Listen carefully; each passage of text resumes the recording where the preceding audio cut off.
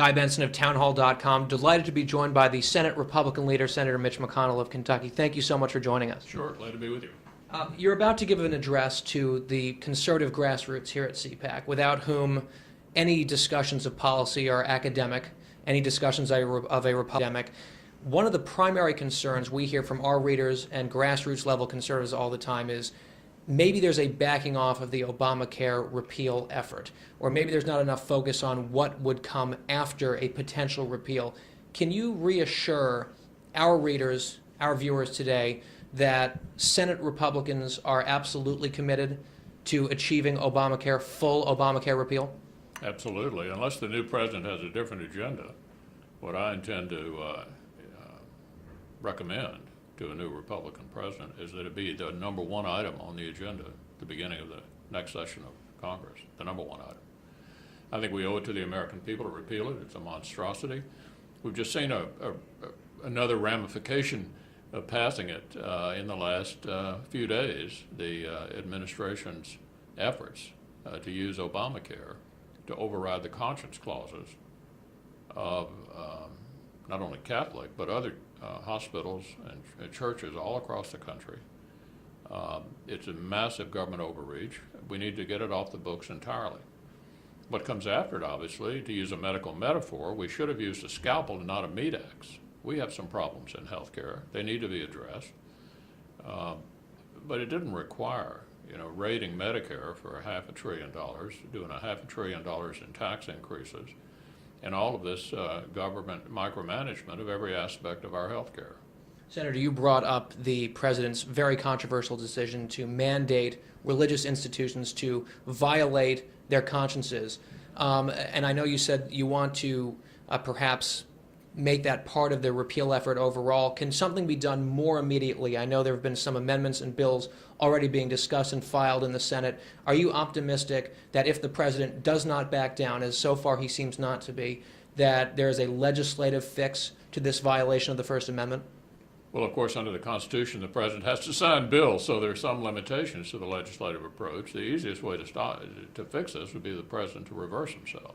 And we're trying to bring enough pressure to bear for him to have an epiphany, if you will, and decide this was not a good idea. But we're going to try to legislate. Efforts will be made legislatively, but everybody who's a student of the Constitution knows that the president has to sign a bill. So there's some limitations to getting him to fix this, unless we had broad Democratic support. There are some Democrats, by the way, who I think will be on board. Whether we'll have enough to override a veto, I don't know. A few other things that have really raised the ire of a lot of conservatives, I know it's irked you and your colleagues as well. The president and Senator Reid, on a number of occasions in the last few months, have just run roughshod over long-standing Senate precedent, roughshod over the Constitution. I'm talking about the nuking of a long-standing minority right to force tough votes a few months ago. And then, of course, the so-called recess appointments when the Senate was not in recess, a maneuver that Democrats themselves pioneered and now are refusing to abide by. There are a lot of Republicans and conservatives who are wondering what can and what will Senate Republicans do to fight back, because it seems like the Democrats are on offense big time. Are you guys prepared to retaliate? Well, I mean, the solution is unfortunately in the courts, so you don't get a quick reaction. Under the president's standard of recess appointments, he could basically recess an appointment while we were adjourned for lunch.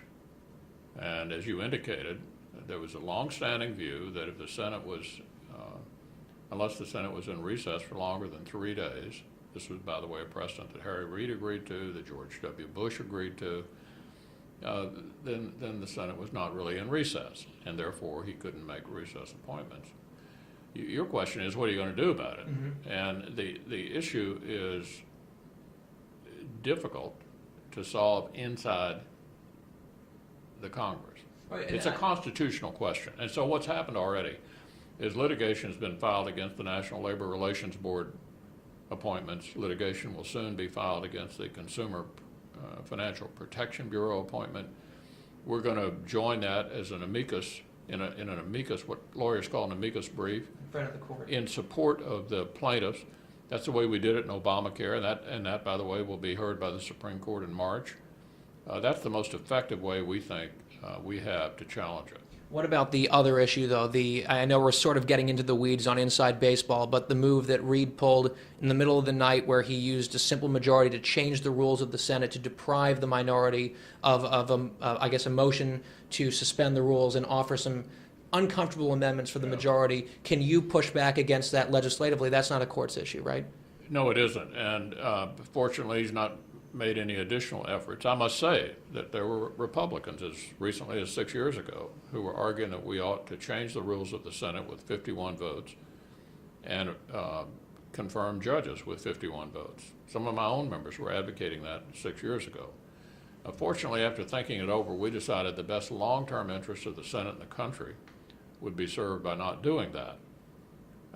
So I think we have observed the effort to kind of denigrate the Senate and put it in an inferior position, advocated by some of our own members as recently as 6 years ago on judges. And I think the proper place for us to be is where the founders intended us to be, with full advise and consent. They didn't put it in there without reason. They wanted the Senate involved in these kinds of appointments. It has been over 1,000 days since your colleagues on the other side of the aisle have even bothered to introduce a budget, let alone pass one, which is the law. They're supposed to do it. They just announced this past week that they have no intention of doing so for fiscal year 2013. And the White House yesterday was asked about this. Jay Carney said he has no opinion over whether or not Senate Democrats should follow the law and pass a budget. Your response to this, in my view, my words, just complete disgrace and abdication of responsibility. Outrageous. The law is quite specific. We're supposed to pass a budget every year, not just when we find it inconvenient. To date, it's been over 1,000 days, as you indicated, since they passed a budget. They've now announced they're not going to do one again this year. Well, let me assure you and those who are listening to us, we'll have a couple of budget votes. We're going to vote on the House Republican budget. And by the way, the President's budget will come out Monday, February the 13th. We'll make sure there's a vote on the President's budget. By the way, I offered the President's budget. Last year it was defeated 97-0. Yeah. So we'll be voting on budgets. It just won't be the one that they're constitutionally required, or not constitutionally, but legally required to compile. They claim they'll do it in committee. I don't know what purpose that serves, but they won't take it to the floor. And the reason for that is they want to protect their members from having a lot of bad votes. Yeah. One just really out of the mainstream decision that this president has made, some Democrats have gone along with it, others have dissented, is the Keystone Pipeline, essentially cancellation or slamming, tabling it for an unspecified period of time. To me, it seems like a no-brainer, win-win-win for the American people all the way around. The president is stacked up against the American people's interests. Do you guys have a plan to keep that issue on the front burner to remind average voters how totally out of touch this president is on energy independence and jobs? Absolutely. It's noteworthy that we now know what the president's energy plan is. He takes a $500 million of our tax money and plays venture capitalist with a solar company called Solyndra and loses all of our money. You know, it's fine to have venture capitalists on Wall Street, but we don't want them in Washington. That's not the business of the government to gamble, in effect, with our tax dollars. So that's his energy program, to use our money on venture capital in industries that he prefers in the energy field. Yet he won't approve a private sector project that doesn't cost the government 1 cent, not one, that is literally shovel ready, that will employ almost immediately up to 20,000 jobs and make us more energy independent. You bet it's a big issue, and we intend to keep coming back to it and coming back to it and coming back to it over and over and over again. This president's got no energy policy that's likely to produce any energy that will actually help us. And we're in the middle of an oil and gas shale boom in this country that's going to move us dramatically in the direction of being much, much less dependent on imported oil. And there's only one person standing in the way of it. He is. I know Representative Issa has been dealing with this and Senator Grassley, but I'm wondering how closely you followed the Fast and Furious scandal. The Attorney General has been stonewalling many thousands of documents redacted or withheld from Congress. Some letters have been withdrawn because they were filled with untruths from the administration. Are you joining Senator Grassley, Congressman Ison, calling on this administration to release all of the documents as it pertains to Fast and Furious? Yeah, absolutely. Given the level of redactation, as you pointed out, it makes you wonder what is it they don't want us to know. It was obviously a botched job, and it's time to find out who was responsible. Every administration has problems, but under the Constitution, the Congress has oversight. We're elected by the American people to not only to appropriate the money to operate these agencies, but to take a look at how they spent it. And I think that the Attorney General is playing with fire here and not being more forthcoming about what has happened. Senator, final question. I know you don't want to wade too far into presidential politics. It's primary season. Everyone has their guy. Some people aren't endorsing. One of the candidates who's surging right now, you served with him for years in the United States Senate, Rick Santorum. What do you make of his surge and his prospects generally if he became the nominee? Well, I think Rick is a terrific guy, but I'm reluctant to comment on the various surges that candidates have for fear people will think I'm, involved in it, which I intend not to be. I think whoever our nominee is has got an excellent chance of winning.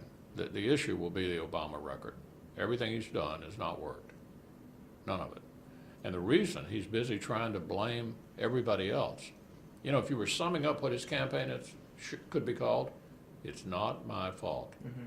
He's blamed the tsunami in Japan, the debt crisis in Europe, of course the Republicans in Congress, the millionaires, Wall Street. It's everybody's fault but his. He hopes we're suffering from amnesia. The first 2 years of his administration, he got everything he wanted. Everything he wanted. The stimulus, Obamacare, Dodd-Frank, people over at the FCC trying to take over the internet, people over at the NLRB trying to get rid of the secret ballot and labor union elections and telling companies where they can move. His record is what the November election will be about, and I'm confident that we're going to have a nominee who can make sure the American people know it's a referendum on the Obama economy. Senator Mitch McConnell, we hope that next year when we sit down with you, we can call you Senate Majority Leader Mitch McConnell of Kentucky. Thank you very much for your time. Good to see you. Thanks so much for watching.